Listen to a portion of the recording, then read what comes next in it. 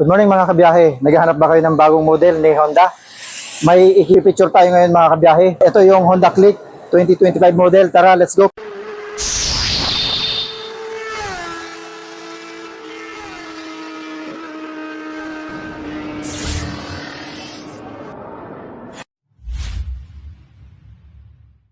Ito na mga kabiyahe. Sa mga Honda Click lovers dyan, may available tayo ditong kulay white, may metallic blue at saka yung black. Pero itong nasa nguso niya, parang combination siya ng matte black. Tapos yung nasa likuran, glossy.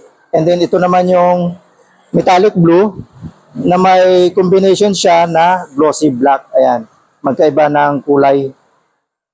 So, iniiba-iba na ng Honda yung kulay ng Click dahil alam naman natin na pagdating sa motorsiklo, nangunguna si Honda. So tara, puntahan natin mga kabiyahe yung ating model. Ikutan muna natin mga kabiyahe yung unit natin. Gaya pa rin ng dati, naka-ESP, naka-single shock absorber sa likuran. Malapad yung gulong. Tambucho na malaki pa rin.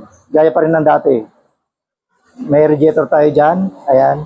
Gulong sa unahan, naka-wavy disc brake tayo dyan. Puntahan muna natin mga kabiyahe yung kanyang presyo. May SRP 84,400 pesos at kung installment naman ang kukunin natin ay magda-down tayo dito ng 7,500 pesos. Kung 1 year, meron siyang monthly mga kabiyahe na 11,080 pesos. Sa 2 years naman, 4,760 pesos. At sa 3 years, 3,660 pesos mga kabiyahe. At meron pa yan rebate mga kabiyahe kapag updated tayo sa pagbabayad monthly dito sa unit na ito. At puntahan naman natin mga kabayan yung kanyang specification. Naka 4-stroke 2-valve liquid cooled DSP at 125cc mga kabiyahe. Pagdating sa starting system niya mga kabiyahe, naka-electric na yan. At yung gulong niya mga kabiyahe, size ng front 9080 by 14. At yung sa rear naman 180 by 14. Overall dimension mga kabiyahe 1918 by 679 by 1066 mm mga kabiyahe. Timbang niya 112 kilograms. At pagdating naman sa seat height niya mga kabiyahe, meron siyang 769 mm. Ground clearance 131 mm. Fuel tank capacity nito mga kabiyahe, umaabot siya ng 5.5 liters at naka PGM FI. Ayan. Maximum power mga kabiyahe 8.2 kilowatt at 8,500 RPM. May maximum torque naman 10.8 Newton meter at 5,000 RPM. Boring stroke mga kabiyahe, meron siyang 52.4 by 57.9 mm. Fuel consumption, alam naman natin na pagka Honda talagang fuel efficient talaga yan. 50.3 km per liter. Yan mga kabiyahe yung kiniklaim nila dahil na-test na rin yan. Bago pa ilabas sa market, tinitest muna ng Honda. Compression ratio nito mga kabiyahe, medyo mataas na kahit 125 lang dahil naka-liquid cooled siya. Meron siyang compression ratio na 11.0:1. Engine oil capacity 0.9 liters. So medyo marami-rami ang kasya dyan mga kabiyahe. Wheelbase nito, umabot siya ng 1,280 mm.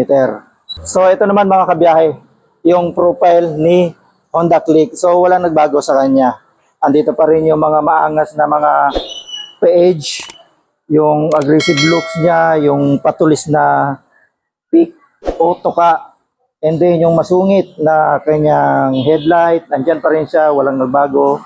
At yung kanyang decals na Click, ayan, kukunti lang yung kanyang decals, yung Honda, ayan, ito naman yung malalaking, ito yung nabago, yung Click, and then may karugtong na dito sa likuran.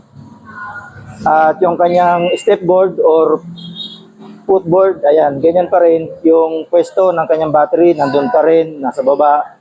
So, walang nagbago. Dito, puntahan natin yung kanyang braking system. Dito sa harapan, naka-wavy disc brake at naka-single piston caliper tayo dyan. Ang sukat nga niyan, 90 by 80 by 14. Naka-combi brake tayo dito, mga kabiyahe. Naka-mechanical drum brake tayo dyan. Single shock absorber tayo dito. Ayan. At yung itsura ng kanyang fender sa likuran, ganun pa rin. Yan, walang nagbago. Pati yung kanyang tambucho.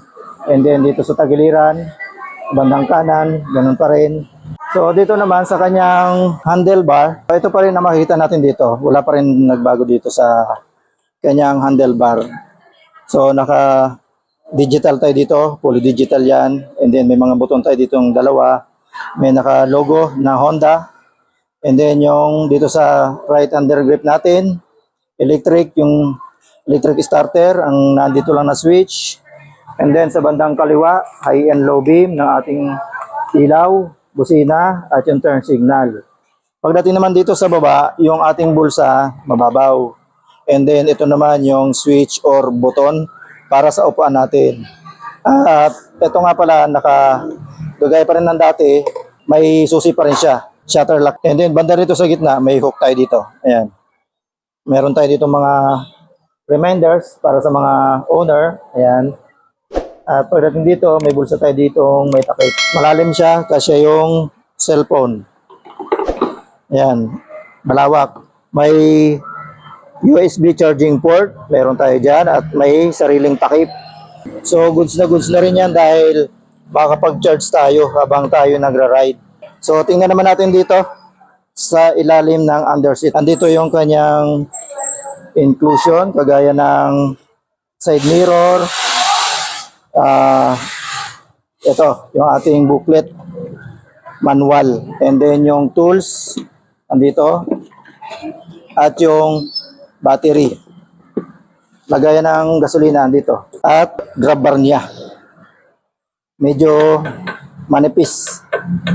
Ganun pa rin sa dati. So, pag linagyan natin ito ng top box, magpapagawa tayo ng sariling niya dito, bracket. Dito kakayanin. So, ito naman yung appearance ng kanyang upholstery. May pagka-rubberize, malapad, malambot. Hindi siya yung malambot na malambot. Tama-tama, mga kabiyahe. So lahat na rin ng ilaw nito mga kabiyahe, naka-LED na rin. Kagaya pa rin ng dati. At subukan natin upuan. Ito naman mga kabiyahe, yung position natin dito kay Honda Click 125. Ang masasabi ko lang dito, yung pagkakaupo ko dito, komportable naman siya.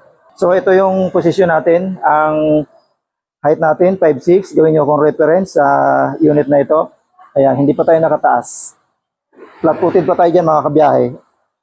At syempre, maganda yung mga laro nito, syempre. Honda yan eh. Ayan. So, yun na lang muna mga kabiyahe. Kung nagustuhan nyo yung unit na ito, dito lang kayo pumunta sa Motorlandia Molino Tres, Bacoor, Cavite. So, yun na lang muna. Shoutout sa inyo sa lahat ng nanonood at sa lahat ng pumapasok sa biyahe ni Frank. At shoutout na rin dito sa buong team ni Ma'am Ai. Ayan, sa Molino Tres, Bacoor, Cavite. Shoutout. Hanggang sa muli, kita-kits, biyahe ni Frank. God bless.